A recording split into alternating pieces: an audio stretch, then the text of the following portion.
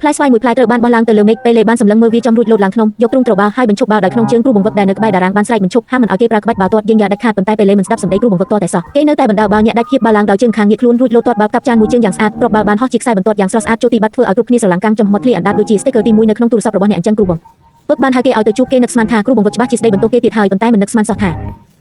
លើកនេះពេលលេមានការព្រួយបាត់ធ្វើឲ្យប្រទេសទាំងមូលត្រូវរងភាពអាម៉ាស់លេងបានលេងក្បាច់យើងយ៉ាពេលលេដូចជាត្រូវគេបូមប្រលឹងចេញអញ្ចឹងគេមិនដឹងថាត្រូវលេងបាល់យ៉ាងម៉េចតតែសោះនៅលើទីលានគេបញ្ជូនបាល់ខុសបណ្ដាបាល់ក៏ខូចដួលលើដេម្ដងហើយម្ដងទៀតរហូតគ្រូបង្វឹកក៏ចាប់ដើមធុញទ្រាន់នឹងគេដែរចុងក្រោយពេលលេទ្រាំនឹងសភាពខ្លួនឯងបែបនេះលេងបានក៏សម្រាប់ចិត្តប្រើក្បាច់យើងយ៉ាម្ដងទៀតប៉ុន្តែទំនុកចិត្តរបស់គេត្រូវបានបំផ្លាញអស់ទៅហើយពេលដែលកំពុងញាក់បាល់កាត់ខ្សែការពារគេត្រូវបានគេបុកដួលទៅលើដីបណ្ដាលឲ្យរបួសជង្គង់យ៉ាងធ្ងន់ធ្ងរហើយគេក៏បានខ្លាចជាគំរូមិនល្អសោះរកក្រុមនឹងត្រូវមនុស្សគ្រប់គ្នាដេញដោយស្ដីបន្ទោសប៉ុន្តែការប្រកួត World Cup ចិត្តចាប់ដើមទៅហើយគ្រូបង្វឹកនៅតែនាំគេទៅទីលានប្រកួតក្នុងនាមជាកីឡាករបម្រុងការប្រកួតរបស់ក្រុមប្រេស៊ីលមានការលំបាកខ្លាំងណាស់កីឡាករបង្គោល3នាក់បានរងរបួសហើយត្រូវបង្ខំចិត្តបដូរចេញនេះជាលើកដំបូងហើយដែលគេបានឆ្លងកាត់ការប្រកួតកម្រិតពិភពលោកបែបនេះមុនពេលចូលទីលានគេភ័យរហូតដល់ថ្នាក់អួតមិនឈប់ប៉ុន្តែនៅតែត្រូវគ្រូបង្វឹកអូសទាញឲ្យចូលទីលានដែរនៅលើកៅអីទស្សនិកជនអ្នកកាសែតសម្លឹងមើលក្មេងប្រុសស្បែកខ្មៅរៀងតូចល្អិតម្នាក់នេះហើយចាប់ដើមសើចចំអកឲ្យគេសូម្បីតែទស្សនិកជនក៏សើចចំអកដែរថាតើប្រេស៊ីលអស់មនុស្សប្រាហើយមែនទ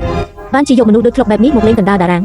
ពេលលេមិនខ្វល់ពីការសើចចំអកទាំងនោះទេគេចង់ខ្សែស្បែកជើងឲ្យជាប់រួចដើរចូលទីលានដោយគ្មានការភ័យខ្លាចទស្សនិកជនដ៏ច្រើនកកកនិងសម្ពាធដ៏មហាសាលធ្វើឲ្យគេដូចជាមន់នៅភ្នែកត្រូវពួកសូវៀតដែលមានដុកធំបុកទៅបុកមកសូម្បីតែបាល់ដែលមិត្តរួមក្រុមបញ្ជូនឲ្យក៏ទទួលមិនបានដែរគឺវង្វេងស្មារតីអស់រលីងឪពុករបស់គេដែលនៅមុខកញ្ចក់ទូរទស្សន៍បានត្រឹមតែបារម្ភជំនួសនៅពេលនេះគេគ្រាន់តែខ្វះទំនុកចិត្តលើខ្លួនឯងប៉ុណ្ណោះពេលប្រកួតជាមួយក្រុមបារាំងគេបណ្ដាលបាល់ខុសបច្ចេកទេសរហូតហើយថែមទាំងខឹងច្រឡោតទៅរុញកីឡាករគូប្រកួតទៀតធ្វើឲ្យទស្សនិកជនស្រែកហូចំអកនិងស្ដីបន្ទោសយ៉ាងខ្លាំងពេលវគ្គទី1ដ៏តានតឹងបានបញ្ចប់ពេលលេចាប់ដើមដកថយគេបានដើរទៅរកមិត្តរួមក្រុមហើយសង្ឃឹមថាមិត្តរួមក្រុមដែលជាសះស្បើយពីរបួសជើងអាចបដូរចូលជំនួសគេបានពេលលេងចង់លេងទៀតហើយប៉ុន្តែមិត្តរួមក្រុមដែលធ្លាប់តែសើចចំអកឲ្យគេបែរជានិយាយលើកទឹកចិត្តទៅវិញពេលលេបានត្រឡប់ចូលទីលានប្រកួតវិញខ្សែភ្នែករបស់គេពោពេញដោយភាពនឹងម៉ាត់គេចាប់ដើមភ្ញាក់រលឹកទាំងស្រុងក្បាច់រាំយេងយ៉ាដ៏ស្រស់ស្អាតនិងក្បាច់ទាត់ខ្យាដំរីបោកកន្ទុយបានលេចឡើង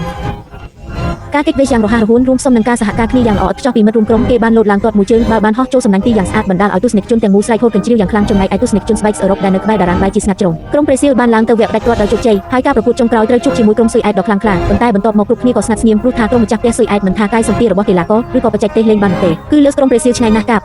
់ប្រកួតនេះសឹងតែគ្មានឱកាសឈ្នះតតែសោះនៅក្នុងសន្និសីទកាសែតគ្រូបង្វឹកស៊ុយអែតបានសើចចំអកជាសាធារណៈថាក្រុមប្រេស៊ីលសុទ្ធតែជាពួកជនពិការខ្លះខ្វះម្រាមដៃខ្លះជើងវែងជើងខ្លីមិត្តរួមក្រុមទាំងអស់រហើយខឹងជំនួសជាខ្លាំងចំណែកពេលលេចាប់ដើមផ្ទះបាល់មិនឲ្យធ្លាក់ដល់ដីរហូតដល់ទៅដល់មាត់បង្អួតពេលមើលទៅក្បាលរ៉ាដាភ្លើងនៅខាងក្រៅគេបាននិយាយទៅកាន់មិត្តរួមក្រុមថាពួកយើងមកលេងផ្ទះបាល់ទៅដល់ក្រោមរ៉ាដាភ្លើងនោះជាមួយគ្នាបើបាល់ធ្លាក់ដល់ដីចាត់ទុកថាចាញ់មិត្តរួមក្រុមទាំងអស់និយាយថាកុំមកលេងសាច់អីប្រញាប់ញ៉ាំបាយទៅរំពេចនោះមានមិត្តរួមក្រុមម្នាក់និយាយថាប្រហែលជាសម្ដីមួយឃ្លានេះហើយដែលបានដាស់ទំនុកចិត្តរបស់មិត្តរួមក្រុមទាំងអស់ឡើងវិញពួកគេបានលោតចុះលោតឡើងចាប់ពីបន្ទប់បាយរហូតដល់ផ្ទះបាយទាំងប្រើក្បាលតែទាំងប្រើជើងទាត់ហើយពិតជាបាននាំបាល់ទៅដល់ក្រោមរ៉ាដាភ្លើងនោះមែនពេលឃើញទស្សនវិជ្ជាបែបនេះគ្រូបង្វឹកក៏យល់ច្បាស់ថាបាល់ទាត់ប្រេស៊ីលគឺត្រូវតែលេងតាមរបៀបរបស់ជនជាតិប្រេស៊ីលគ្រូបង្វឹកបានដើរមកចំពោះមុខគ្រប់គ្នាហើយប្រាប់ឲ្យកីឡាករទាំងអស់បំភ្លេចរបៀបលេងតាមបែបអឺរ៉ុបចោលទៅរួចលើកទឹកចិត្តឲ្យគ្រប់គ្នាប្រើក្បាច់យ៉ាងវិញទោះបីជាចុងក្រោយឈ្នះចាញ់ក៏ដោយយ៉ាងហោចណាស់ក៏នេះគឺជាការប្រកួតដែលមនុស្សជុំវិញពិភពលោកកំពុងតាមដានយ៉ាងខ្លាំងអ្នកគាំទ្រប្រេស៊ីលរាប់មិនអស់បានមកជួបជុំគ្នានៅមុខកញ្ចក់ទូរទស្សន៍ពួកគេរំពឹងថានឹងមានអភូតហេតុសម្រាប់ប្រេស៊ីលប៉ុន្តែការប្រកួតទើបតែចាប់ដើមពេលលេដែលកំពុងបណ្ដាលបាល់វីលុកត្រូវបានគេបុកដួលយ៉ាងខ្លាំងពួកគេបានរកវិធីរារាំងពេលលេគ្រប់បែបយ៉ាងកីឡាករស៊ុយអែតសុទ្ធតែមានដុកធំធ្វើឲ្យពួកគេមិនអាចទប់ទល់បានឡើយទើបតែលេងបាន4នាទីដំបូងប៉ុណ្ណោះក្រុមស៊ុយអែតក៏រកបានមួយគ្រាប់មុនបាត់ទៅហើយជនជាតិអឺរ៉ុបនាំគ្នាស្រែកហូតនឹងផ្ទះដៃពេញទីលានពួកគេគិតថាប្រេស៊ីលបាស់ជាចាញ់មិនខានពេលលេបានសម្លឹងមើលទៅកៅអីទស្សនិកជនដោយស្ងប់ស្ងាត់ដែលជាកន្លែងទុកសម្រាប់អ្នកគាំទ្រប្រេស៊ីលពេលឃើញខ្សែភ្នែកពោពេញដោយក្តីសង្ឃឹមរបស់ពួកគេស្មារតីប្រយុទ្ធរបស់ពេលលេត្រូវបានដិតបញ្ឆេះឡើងភ្លាមបើគ្មានអ្នកណាឲ្យតម្លៃពួកយើងទេពួកយើងនឹងបង្ហាញឲ្យអ្នករាល់គ្នាបានឃើញគេចាប់ដើមបណ្ដាលបាល់វីលុកតែម្នាក់ឯងញាក់ដាច់កីឡាករ5នាក់ជាប់គ្នានៅចំពោះមុខក្បាច់រាំយេងយ៉ាដ៏គួរឲ្យជក់ចិត្តអ្នកគាំទ្រប្រេស៊ីលទាំងអស់បានក្រោកឈរឡើងក្បាច់បាល់ទាត់យេងយ៉ាបានធ្វើឲ្យក្រៅពេញទីលានចុងក្រោយគេបានបញ្ជូនបាល់ទៅកណ្ដាលពេលលេបានធ្វើក្បាច់បញ្ឆោតមួយរួចញាក់ដាច់ទាំងអ្នកចាំទីមិត្តរួមក្រុមរត់មកពីក្រោយរួចទាត់បញ្ចូលទីយ៉ាងខ្លាំងក្លានៅខណៈពេលនេះជនជាតិប្រេស៊ីលបានស្រែកហូតកញ្ជ្រៀវយ៉ាងខ្លាំងចំណែកពួកអ្នកអឺរ៉ុបខាងជើងវិញគឺមិនចង់ជឿនឹងភ្នែកតតែសោះនៅចំពោះមុខបច្ចេកទេសដ៏ខ្ពង់ខ្ពស់របស់ពេលលេ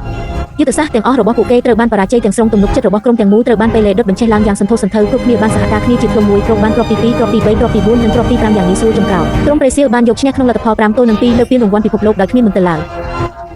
នៅខណៈពេលនេះសូម្បីតែជនជាតិអឺរ៉ុបដ៏មានមោទនភាពខ្ពង់ខ្ពស់ក៏ត្រូវបានដណ្ដើមបេះដូងដោយក្បាច់បាល់ទាត់របស់ក្រុមប្រេស៊ីលដែរចាប់ពីពេលនេះទៅកាយព្រឹកថ្មីមួយនៃពិភពបាល់ទាត់បានឡើងយុគសម័យរបស់ស្ដេចបាល់ទាត់ពេលលេបានមកដល់ហើយឈ្មោះហៅក្រៅដែលធ្លាប់តែមើលងាយគេកាលពីមុនបានក្លាយជានិមិត្តរូបនៃការគោរពស្រឡាញ់របស់អ្នកគាំទ្របាល់ទាត់ទូទាំងពិភពលោកគេក៏បានសម្រេចនូវសន្យាដែលបានផ្ដល់ឲ្យឪពុកកាលពីច្រើនឆ្នាំមុនដោយបានដឹកនាំក្រុមប្រេស៊ីលឈ្នះជើងឯក World Cup 3សម័យកាលជាប់គ្នាការតស៊ូរបស់មនុស្សម្នាក់បានដុតបញ្ឆេះស្មារតី